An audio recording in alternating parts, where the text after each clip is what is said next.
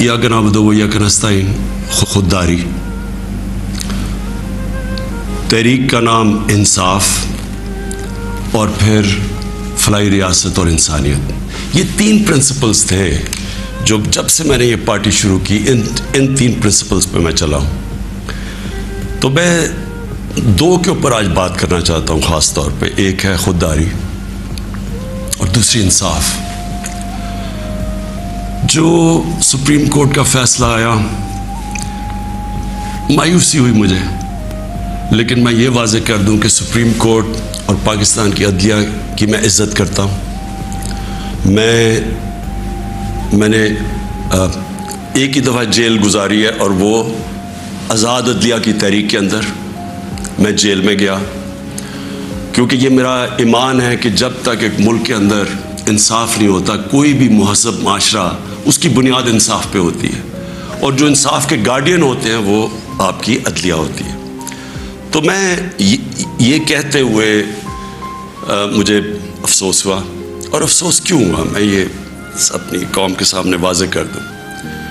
जो भी अदलिया का फ़ैसला हम एक्सेप्ट करते हैं, अफसोस इसलिए हुआ कि जो डिप्टी स्पीकर ने जो असेंबली प्रोग की थी, उसकी वजह क्या थी? उसकी वजह ये थी आर्टिकल 5, यानी कि बैरूनी मुदाखलत हुई थी पाकिस्तान के अदम एतमाद पे। तो मैं ये चाहता था कि सुप्रीम कोर्ट कम से कम इसको देखता तो सही। ये बड़ा सीरियस इल्ज़ाम है कि एक बाहर से मुल्क आपके अंदर एक पूरी साजिश करके एक गवर्नमेंट को उसके खिलाफ साजिश करके उसको गिराता है। तो इसके ये इतना सीरियस एलिगेशन थी कि मैं चाहता था कि इसकी कोई प्रोब हो। कम से कम सुप्रीम कोर्ट वो जो मुरासला है, जो डॉक्यूमेंट है, कम से कम उसको बुला के देख तो लेता कि क्या ये जो हम कह रहे हैं कि इतनी बड़ी साजिश है और रिजीम चेंज की कोशिश है, क्या हम सच बोल रहे हैं या नहीं बोल रहे हैं। तो मुझे थोड़ी सी मायूसी हुई, क्योंकि ये इतना बड़ा इशू है और इसके ऊपर कोई सुप्रीम कोर्ट में बात नहीं हुई।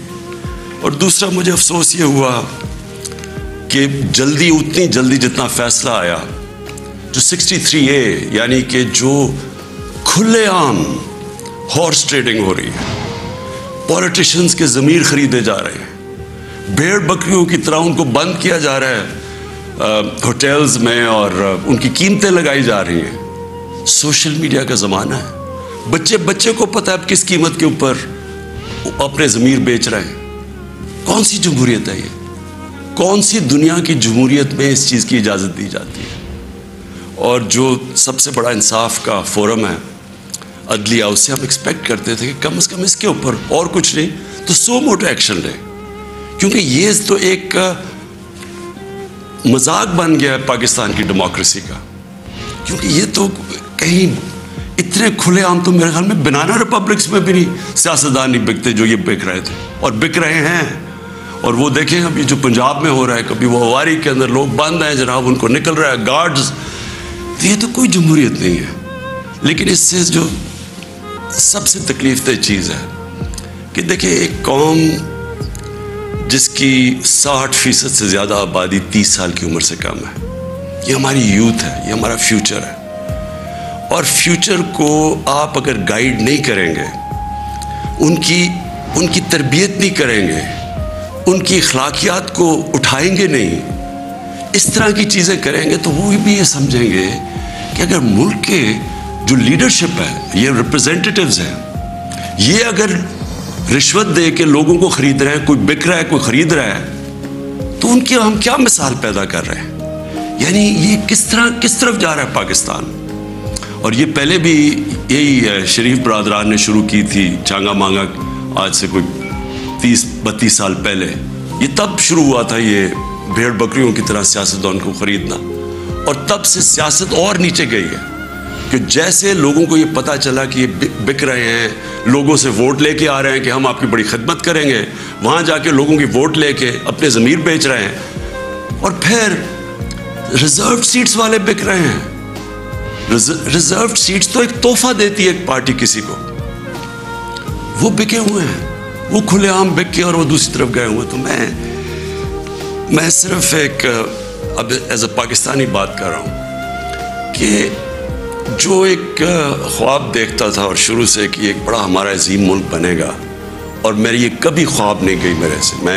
मेरा ये बिलीफ है कि इस मुल्क ने बड़ा एक अजीम मुल्क बनना है, और ये एक स्ट्रगल है उस तरफ जाने के लिए। लेकिन ये बहुत बड़ा धचका लगता है उस स्ट्रगल को जब आप ये तमाशा देख रहे हैं। तो दोनों चीज़ें बड़ी सीरियस हैं मुल्क के मुस्तकबिल के लिए। तो मैं सिर्फ मेरी मायूसी यहाँ तक है, हमने अदलिया का फ़ैसला तस्लीम किया, लेकिन मैं इसमें ज़रूर मायूस हूँ कि ओपनली जब ये चीज़ें हो रही हैं पाकिस्तान में, इसके लिए कुछ सीरियसनेस नहीं है। यानी जो भी इंसाफ के इदारे हैं, जो हमारे पब्लिक है, वो ये जब तमाशा देख रही है, तो मैं एक्सपेक्ट कर रहा हूँ कि कोई भी इसके ऊपर, जो मैं और मेरी ज़िंदगी कितने 20 गर्मियाँ गुजरी हैं इंग्लैंड में, और काफ़ी और भी मैंने टाइम गुजारा, दुनिया ट्रैवल करता था, क्रिकेट में मैं सारी दुनिया में गया हूँ। मैंने कभी इस तरह की चीज़ किसी भी वेस्टर्न डेमोक्रेसी के अंदर नहीं देखी, कभी सुना भी नहीं है। ना कोई सोच सकता किसी को ख़रीदने का, ना कोई अपने आप को, अपना ज़मीर बेचने का सोच सकता है, क्योंकि माशरा उसके ख़िलाफ़ खड़ा हो जाता है। जो मैंने अपने लोगों को अमर बिल मारूफ पे बुलाया था यहाँ इस्लामाबाद में, वो इसलिए बुलाया था कि मैंने अपनी कौम को ये बता रहा था, आपकी जिम्मेदारी है कि जब आप ऐसी चीज़ देखते हैं, अगर आप बदी को कुछ नहीं करते, रोकते नहीं हैं, वो फैल जाती है माशरे में। वहाँ जो मैंने देखा हुआ है उन माशरों के अंदर जो मुसलमान भी नहीं है, आप यकीन करें जिस तरह वो अमर बिल मारूफ पे खड़े होते हैं, मैं तो किसी मुसलमान माशरे को भी इस तरह नहीं खड़े होते देखे।